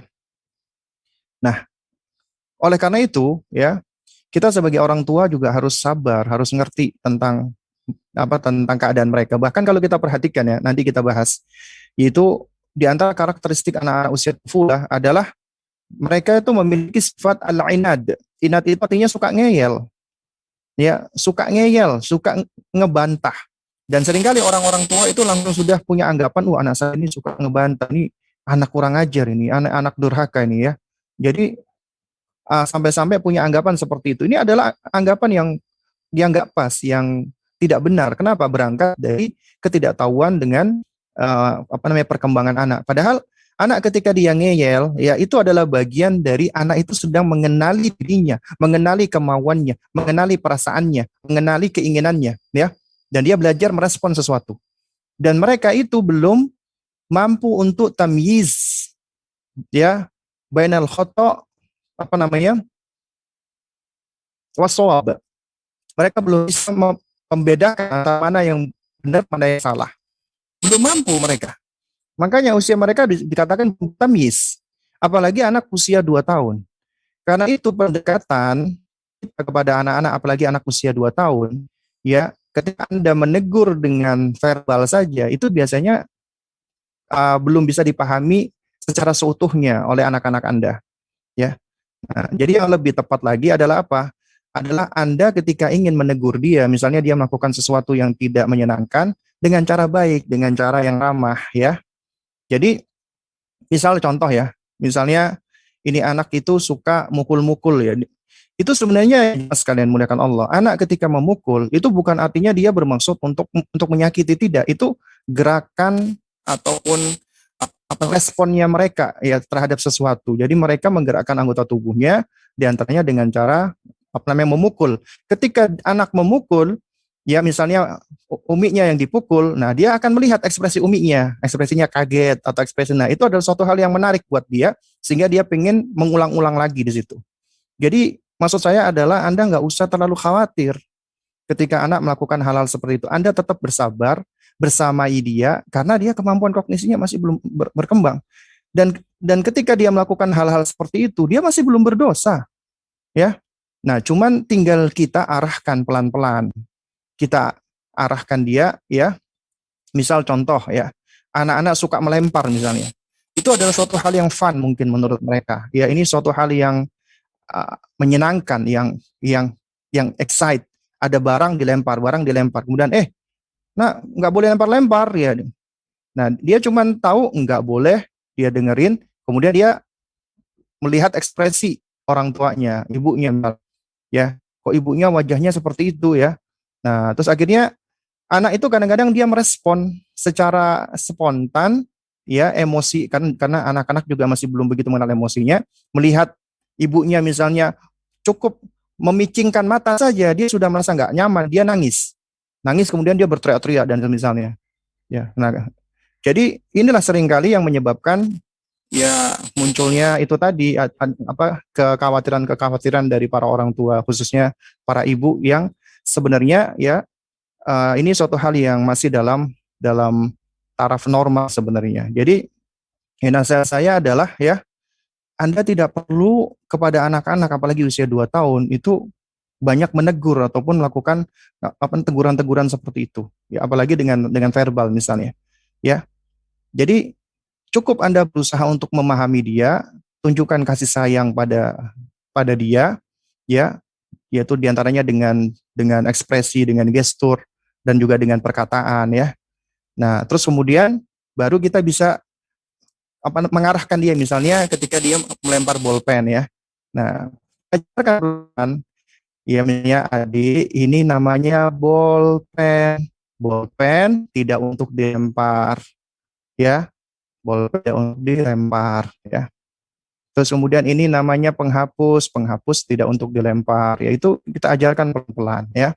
Nah, terus ketika dia sudah lebih ngerti, kita bisa tunjukkan bolpen dipakai untuk menulis nih. Kita lihatkan, misalnya dia punya kakak, kita lihatkan dia kakaknya yang pakai bolpen untuk tulis, tidak dipakai untuk melempar. Ini lebih bermanfaat untuk mereka supaya mereka tuh tahu. Nah, kemudian kita carikan barang-barang atau benda mainan yang bisa dilempar. Misalnya kita carikan bola-bola dari yang lembut. Nah, kalau mau lempar, lempar ini ya. Nah, terus kita berikan batasan-batasan ya koridornya. Jadi ini tempat di mana kamu bisa melempar di sini. Jadi pokoknya intinya kita harus apa namanya ajarkan kepada mereka itu ya secara pelan-pelan. Ya, jadi tidak langsung pengen cepet-cepetan dimengerti dan ditaati. Karena mereka itu bukan robot ya yang langsung diberikan instruksi langsung langsung langsung taat gitu ya, langsung mengikuti instruksi tadi. Tapi ini adalah manusia yang Allah berikan kepada dia itu berbagai macam instrumen ada di dalam dirinya. Perasaan dia, emosi dia, ya, kemudian juga rasa ingin tahu dia dan berbagai macam hal. Ya. Sehingga tentunya respon anak itu akan bermacam-macam. Ya, ini juga harus kita pahami. Wallahu a'lam bishawab. Baik, jazakallah khair Ustaz, barakallahu fikum atas jawabannya. Baik, kita akan masuk ke pertanyaan berikutnya Ustaz. Bismillah, Assalamualaikum warahmatullahi wabarakatuh. Ustaz, izin Waalaikumsalam bertanya, warahmatullahi. ini kan anak pada usia 2-7 tahun ini adalah anak-anak yang memang rasa penasarannya besar Ustaz. Dan kemudian dengan adanya teknologi yang sekarang cukup signifikan dan kemudian juga pergaulan, kadang anak-anak mengetahui sesuatu yang memang belum saatnya untuk ditanyakan. Nah, pertanyaan Ustadz, bagaimana cara kami orang tua untuk menjawab pertanyaan-pertanyaan memang harusnya belum ditanyakan anak seusia anak umur 2-7 tahun ini? Mungkin Ustadz bisa memberikan jawabannya. Jazakallahu khairan Ustadz. Baik, wa jazakallah khair wa iyahum ya. Uh, Lisailin ya. Baik. Jadi kalau kita melihat hal ini ya, jadi di sini sebenarnya ada 2 poin. Pertama preventif, yang kedua kuratif ya. Jadi yang pertama wiqayah, yang kedua ilaj. Wiqayah itu harus lebih didahulukan. Kalau kita melihat ya, di antaranya metodenya Dr. Ahmad bin Nasr At-Toyar ya, 30 kaidah, itu 28 kaidah pertama itu semuanya preventif, wiqayah. Baru 2 kaidah terakhir adalah ilaj. Nah, artinya di sini pendidikan itu kita harus lebih mendahulukan yang namanya wiqayah, perlindungan, melindungi anak dari ya hal-hal yang dapat membawa kepada keburukan. Kita tahu sekarang kita berada di zaman digital, zaman internet dan misalnya di mana maklumat yang datang itu adalah begitu masifnya sehingga ya begitu sangat sulit bagi kita untuk bisa misalnya ya aktif untuk menfilter dan seterusnya. Nah, karena itu ya yang harus kita lakukan adalah kita membangun namanya perlindungan khususnya di dalam rumah. Artinya begini, kita tahu nih ya, kayak media-media informasi itu adalah bermanfaat tapi juga bermadharat, bahkan banyak madharatnya apalagi untuk anak-anak kita. Nah, karena itu misalnya kita di rumah ada TV, ya, itu kita harus bikin aturan yang jelas. Misalnya channelnya itu udah kita filter nggak atau kita kunci nggak boleh channel yang lain. Kemudian ada waktu-waktu atau ada jam-jamnya. Kemudian juga handphone. Anak nggak boleh kita kasih handphone. Tapi kebanyakan para orang tua sekarang, anak masih usia 3 tahun, 4 tahun sudah dikasih handphone. Ini punya kamu. Diberikan orang tuanya. Nah itu berarti orang tua tanpa sadar sudah memfasilitasi anak itu kepada ya suatu hal yang sangat membahayakan buat anak-anak ketika sudah diberikan handphone. Nah, bahkan kalau kita perhatikan orang-orang kafir saja, orang kafir nih, ya, contohnya seperti bosnya apa namanya Microsoft ya, Bill Gates. Bill Gates itu nggak mau ngasih anaknya itu gadget, handphone, kecuali sampai usia 14 tahun. Ya, itu Bill Gates nih, non Muslim. Ya, karena tahu begitu bahayanya tentang bahayanya gadget untuk anak-anaknya. Nah, kita kaum muslimin seharusnya lebih aware lagi gitu loh. Jangan kita kasih anak-anak kita gadget, jangan diberikan gadget. Kalau dia mau pakai, pinjem. Jangan dijadikan itu sebagai miliknya dia. Ya. Nanti kita boleh kasih dia ketika dia memang sudah pas waktunya. Dan kita berikan aturan. Aturan-aturan. Dan bahkan itu orang-orang kafir sendiri, non-muslim, itu sudah membuat aturan-aturan. Ya, dalam rangka untuk kemaslahatan yang sifatnya umum. Ya, seperti contohnya misalnya ya, lembaga yang ada di United States, yang ada di Amerika untuk pediatrik ya, untuk anak-anak, itu sudah mengeluarkan rekomendasi screen time. Waktu anak-anak boleh untuk berada di hadapan layar gadget atau layar TV atau layar PC atau layar komputer atau laptop. Anak usia 0 sampai 2 tahun itu zero screen time, nggak boleh. Itu rekomendasi mereka. Kenapa? Karena itu menurut penelitian membahayakan, terutama untuk mata mereka. Apalagi ketika mereka melihat gadget dari sisi radiasi, warna, kemudian juga pergerakan yang begitu cepat. Jadi anak-anak ini kan mata masih berkembang. Ketika dia sudah disodori dengan gadget, kemudian dia ngelihat balapan mobil misalnya, atau yang semisalnya, itu terjadi overstimulus, sehingga itu bisa membahayakan ya untuk penglihatan ataupun mata anak-anak kita. Jadi 0 sampai 2 tahun jangan dikasih gadget. Apa manfaatnya? Tapi Anda mau memperdengarkan misalnya ya, memperdengarkan murotal, itu boleh-boleh saja. Tapi jangan diperlihatkan. Itu idealnya seperti itu. Kemudian usia 2 sampai 6 atau 7 tahun maksimal 1 jam sehari, maksimal 1 jam. Dan itu juga dibuat kesepakatan dengan anak. Ya. Dan itu pun juga selain dibuat kesepakatan juga kita sudah menfilter kontennya. Kecuali kalau dalam kondisi saat ini lagi belajar daring, maka orang tua harus membersamai. Itu juga dipakai untuk belajar doang. Kemudian usia 7 sampai 14 tahun maksimal 2 jam. Maksimal udah 2 jam itu. Ya. Dan ini harus dibikin aturan-aturan seperti ini yang kita sama anak-anak kita membuat kesepakatan bersama. Anak-anak diajak untuk bersepakat agar mereka belajar bertanggung jawab. Agar mereka belajar untuk untuk menerima konsekuensi. Nah, ini adalah upaya preventif, upaya wiqayah. Nah, tapi misalnya kita sudah membuat wiqayah kemudian kebablasan nih. Maksudnya bukan kebablasan, misalnya kecolongan nih. Anak-anak tiba-tiba mendapatkan berita-berita yang mungkin menurut kita kurang sesuai dengan usianya untuk bertanya. Nah, ini memang suatu hal yang kasuistis dan butuh perincian ya. Karena apa? Karena ya beda pertanyaan tentu beda jawaban. Misal contoh. Misalnya dia tanya, "Umi, ya, misalnya dia dapat kata-kata vulgar, ya. Dia nanya, "Umi, kata-kata ini artinya apa, Mi?" Bagaimana sikap kita sebagai orang tua? Yang lebih tepat adalah kita jangan menjawab ya, "Udah kamu masih anak-anak, kita udah ngomel-ngomel dulu." Wah, apa kamu dapat ucapan itu dari mana misalnya gitu kan? Ya, ataupun kita sudah langsung sudah marah-marah lah, intinya seperti itu kan. Nah, ini biasanya akan membuat anak-anak ini pertama punya curiosity, rasa ingin tahu. Dan ketika dia tanya sama orang tuanya, itu baik sebenarnya, bagus. Dia percaya sama orang tuanya. Dia mengharap orang tuanya bisa memberikan penjelasan yang bisa ya memuaskan keingintahuannya dia gitu loh dengan cara yang baik ya. Tapi ketika orang tua misalnya nggak mau ngasih jawaban ataupun misalnya malah diomel-omelin, nah dia malah kecewa, dia malah sedih dan dikhawatirkan dia malah mencari jawaban di tempat-tempat lain yang kita nggak tahu ini ya jawabannya seperti apa. Itu malah lebih berbahaya lagi. Karena itu kewajiban kita adalah ketika kita ditanya dan kita tahu jawabannya, kita terangkan, kita jelaskan ya dengan bahasa yang kita usahakan ya bisa dipahami oleh anak-anak kita. Nah, kalau kita tanya tentang bagaimana kiatnya ngomong kepada anak-anak, tentunya tiap orang tua beda-beda, tiap anak beda-beda. Ini adalah suatu hal yang bisa kita kita raih ya kemampuan seperti ini dengan cara kita belajar dan kita terus trial and error, kita praktek di situ ya. Dan belum tentu ya ketika orang tua dia memiliki kemampuan untuk berbicara dengan anaknya, ya anaknya dia, itu kemudian dipelajari oleh orang tua lain, kemudian dipraktekkan ke anaknya efektif, itu juga suatu hal yang belum tentu gitu loh, karena banyak faktor yang mempengaruhi.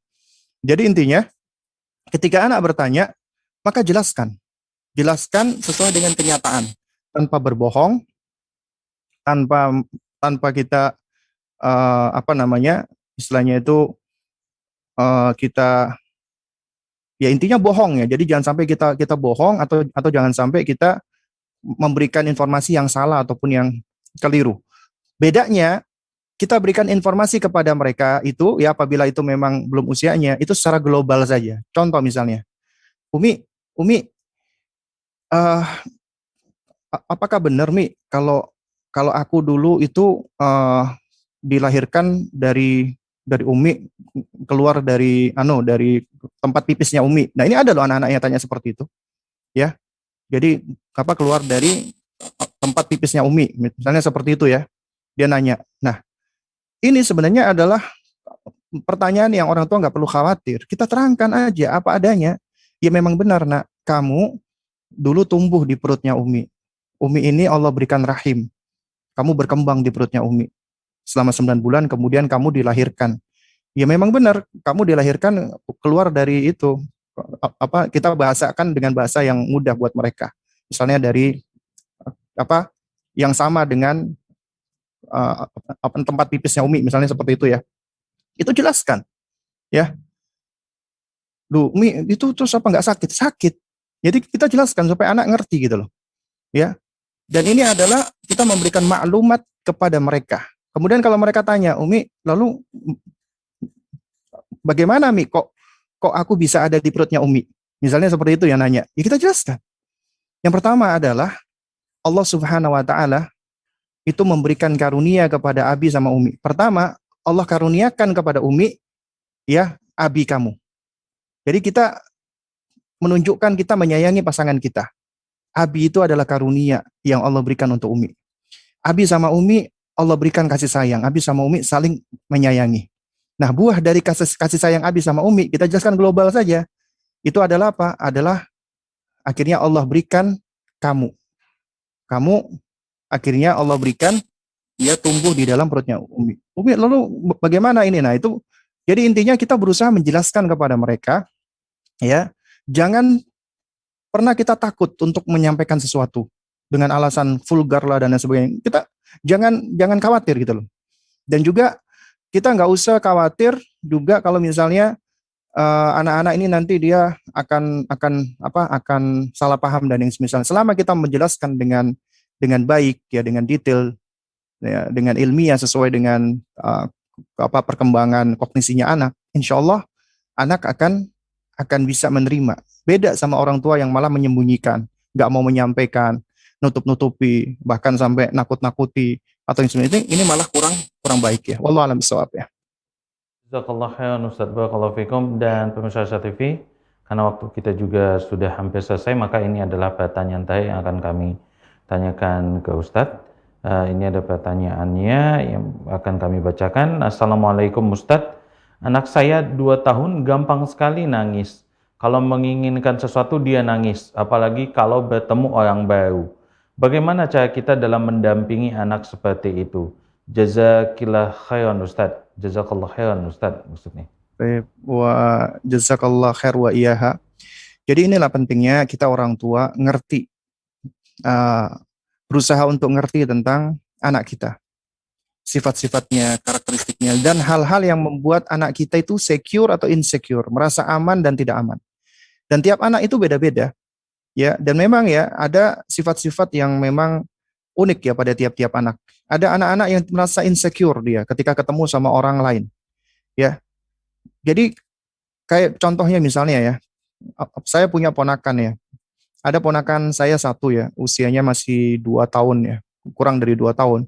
Itu ketemu orang itu senang dia.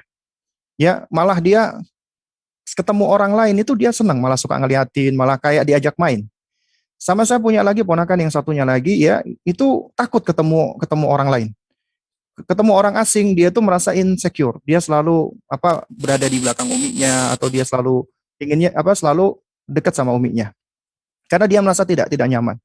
Ini suatu hal yang alami sebenarnya. Tiap anak beda-beda, ya. Jadi kita nggak perlu khawatir, ya. Karena anak-anak ini ya bisa jadi dia itu merasa insecure, dia merasa tidak nyaman dengan orang-orang asing. Dia butuh waktu, dia butuh proses agar dia merasa secure. Karena dia butuh ya adanya hal-hal yang membuat dia percaya dulu. Dan ini sebenarnya suatu hal yang positif sebenarnya, ya. Nah, ini tinggal kita orang tua yang berusaha untuk membentuk yang perlu membentuk uh, keamanan tadi itu agar anak itu aman dan nyaman, agar dia merasa secure terus. Nah, di antaranya dengan cara apa? Kita bersamai dia, kemudian kita selalu banyak uh, istilahnya menunjukkan kasih sayang ya ke dia ya. Kemudian kita juga banyak banyak menyampaikan kepada anak kita ya, misalnya gini ya. Kita hindarkan kalimat-kalimat seperti ini ya. Adik nggak usah takut, Umi selalu ada buat adik. Itu kita hindarkan kalimat-kalimat seperti ini. Ini adalah cara-cara yang banyak ditunjukkan ataupun dipraktekkan ya oleh konsep-konsep parenting barat ya. Ketika anak-anak mengalami kondisi insecure, itu orang tua dianjurkan untuk membentuk agar anak merasa secure, merasa aman. Di antaranya dengan memberikan ucapan-ucapan. Misalnya, adik nggak usah khawatir, ada Umi di sini. Adik nggak usah khawatir, Abi ada di sini. Abi sama Umi akan selalu menjaga adik. Ini sebenarnya secara ya dari ini kan ada dua aspek ya, ada dua sisi sebenarnya. Dari sisi pertama, ini suatu hal yang boleh-boleh saja ya. Nah, tapi di situ ada sisi kedua gitu loh. Yaitu apa? Bahwasanya kita ini manusia biasa. Kita ini makhluk yang juga lemah. Kita nggak bisa terus ada untuk anak kita. Kita nggak bisa selalu menjaga anak kita 24 jam. Siapa yang bisa menjaga anak kita 24 jam? Allah Subhanahu wa taala. Nah, karena itu makanya seorang muslim ketika dia hendak untuk membentuk ya suatu iklim yang secure buat anak kita, jangan dijadikan anak itu terlalu bergantung kepada orang tuanya. Kalau kita lihat metode pendidikan orang-orang barat, orang kafir ya, juga termasuk yang ada di Jepang, itu mereka tuh dibentuk begitu ya sangat butuh dengan orang tuanya. Dan orang tuanya itu bolak-balik dia mengatakan ya, ibu selalu ada buat kamu, bapak akan selalu ada buat kamu. Ya, kalimat-kalimat seperti ini. Padahal ini kalimat-kalimat yang kurang baik sebenarnya.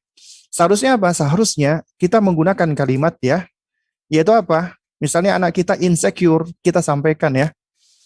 Jadi kita tetap bersamai dia, kemudian kita ucapkan, nak, ada Allah Subhanahu wa taala yang selalu melihat kamu, menjaga kamu, membentuk muraqabah dia, ya. Membentuk muraqabah dia. Yakni ya, jadi anak itu dididik muraqabatullah, bukan muraqabatu al walidain, yaitu merasa diawasi selalu oleh kedua orang tuanya. Jangan, tapi selalu merasa diawasi Allah. Ya. Allah selalu ada untuk kamu. Allah itu ya selalu melihat kamu, memperhatikan kamu, melindungi kamu, menjaga kamu. Ya. Dan kita sampaikan, Umi ya Umi insya Allah akan selalu berusaha menjaga kamu.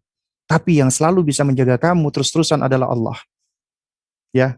Abi akan berusaha melindungi kamu, tapi yang selalu bisa melindungi kamu adalah Allah. Nah, ini diantara cara yang kita harus sampaikan atau kita bentuk Uh, Maksud saya adalah dalam rangka membentuk ya anak-anak itu ketika dia itu didekatkan, maksudnya dia lebih dikenalkan lagi dengan penciptanya, diajarkan tentang tauhid apalagi asma wa sifat, ya, itu akan membentuk yang namanya kondisi secure pada anak. Dia akan nyaman. Karena tauhid asma wa sifat itu apabila kita ajarkan kepada anak-anak kita, itu akan membentuk karakter-karakter yang mulia. Dia akan menjadi sosok yang pemberani, dia akan menjadi sosok yang tangguh, yang kuat, dia akan menjadi sosok yang senang kebersihan, senang keindahan, dia akan menjadi sosok yang ramah, penyayang, dia akan menjadi sosok yang pemaaf dan seterusnya. Makanya penting juga mengajarkan anak-anak tauhid asma wa sifat, tapi dengan metode cara sesuai dengan perkembangan usianya. Ya. Jadi kita ajarkan mereka agar mereka semakin kenal dengan penciptanya, di antaranya melalui nama-nama dan sifat-sifat Allah Subhanahu wa taala, ya. Jadi fokusnya ke situ, ya. Dan insya Allah taala ya, ini anak kita tadi, ya insya Allah dengan izin Allah ya, itu dia akan mulai semakin lama semakin belajar dan dia akan semakin terbentuk ya keberaniannya dan seterusnya. Wallahu a'lam bishawab ya. Baik, jazakallah khairan barakallahu fikum Ustaz atas pemaparan materinya. Dan demikian pemirsa Syah TV sudah seluruh rangkaian acara kita pada pekan kali ini dengan tema bijak mendidik anak usia 2 sampai 7 tahun atau ghulam bagian pertama. Dan insyaallah taala kita akan bertemu kembali pada pekan berikutnya dengan lanjutan dari pembahasan pada pekan kali ini. Kita tutup pertemuan kita pada pekan kali ini dengan doa kafaratul majelis. Subhanakallahumma bihamdika asyhadu an la ilaha illa anta astaghfiruka wa atubu ilaik. Assalamualaikum warahmatullahi wabarakatuh.